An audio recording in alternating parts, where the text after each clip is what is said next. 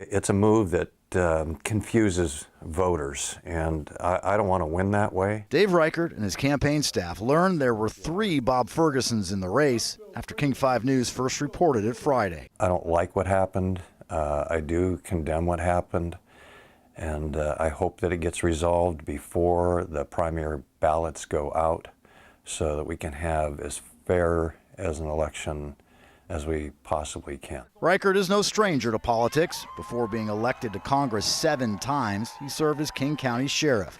The Republican says he doesn't want to nationalize the governor's race. So if Donald Trump visits the state, Reichert says he won't share the stage with the former president, who Reichert has been critical of. We met up with Reichert at Kent's Pediatric Interim Care Center, a facility for drug-addicted newborns taken into custody by the state.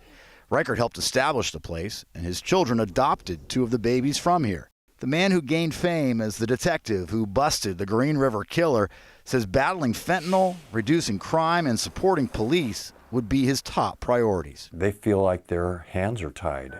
50 miles an hour on the trail. He says current state leadership and recently passed laws like limiting police pursuits have allowed criminals to thrive and communities to suffer.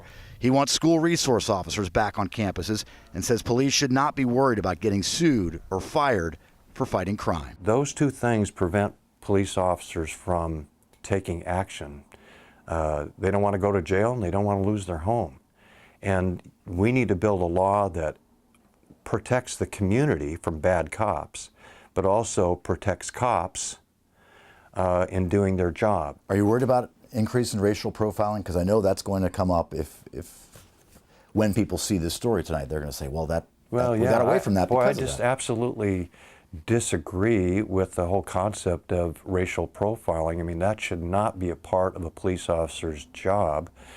And when someone is accused of racial action, they need to be held accountable.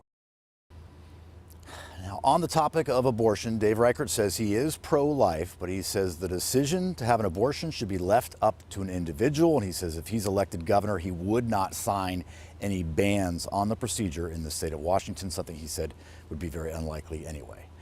Live in Olympia, Drew Mickelson, King 5 News. Drew, thank you.